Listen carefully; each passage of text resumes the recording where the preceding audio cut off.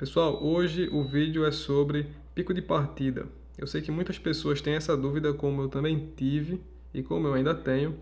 Então eu consegui adquirir aí um watímetro AC para a gente estar fazendo esses testes para saber o pico de partida de alguns equipamentos que podemos ter na nossa casa. O sistema aqui, meus amigos, é bem simples. Uma tomada onde vamos ligar os equipamentos, o watímetro AC.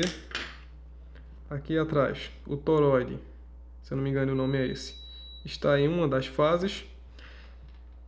E o plug vai lá na tomada da concessionária. Eu não estou fazendo esse teste na minha rede off-grid porque meu inversor não chegou e o no-break não tem capacidade para os testes.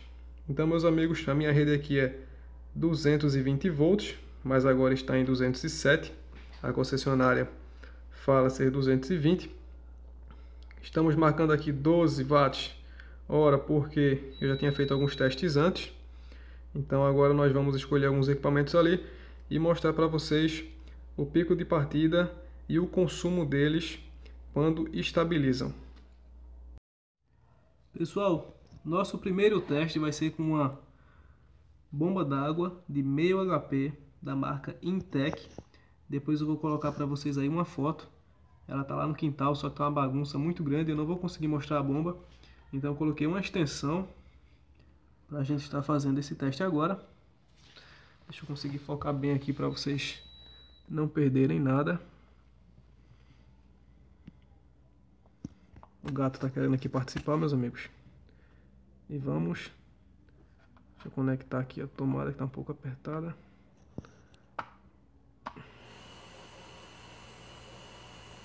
Tá aí, pessoal. Não chegou a dar um pico. Para mim, iria ter um grande aumento. Vou desligar aqui outra vez. Ela é de meio HP, certo, pessoal? Então deveriam ser cerca de 350 watts. Sai daí, sai. Cerca de 350 watts. Não chegou nem a isso. Vou fazer aqui de novo a conexão para a gente tirar a prova. Aí, 339 foi o pico e está estabilizando em cerca de 265 watts. Certo, pessoal? Para o nosso próximo teste, nós temos um refrigerador Consul Frost Free, 2 portas. Pessoal, vejam aqui onde estamos, potência de 110 watts. Atenção aqui, é 220 volts. Então vamos ver a potência, o pico de partida e em quantos watts a potência fica estabilizada. Aumentou para 210 volts. Essa aqui é a tomada da geladeira.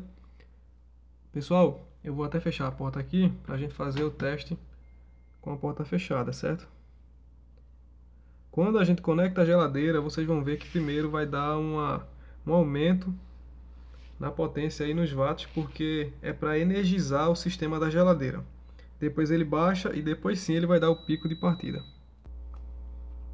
Esse gato hoje tá, viu? Vem pra aqui.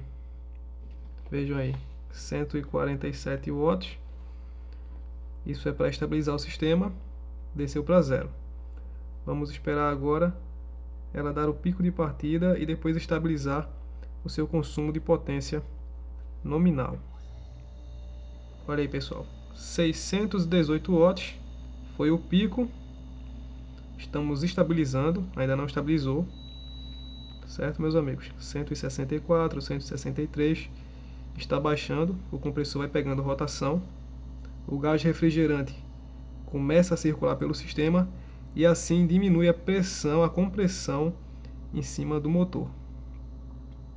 Veja aí, 116 watts, 115 e vai se aproximar aos 110 da etiqueta do fabricante. Aqui um sugar 10 kg, ele já está ali ligado, agora só falta colocar aqui a tomada. Vamos ver se ele dá algum pico de partida e de quanto é esse pico.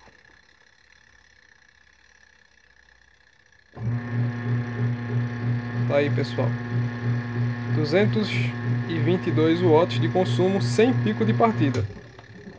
Eita, desativou ali, vou ligar outra vez.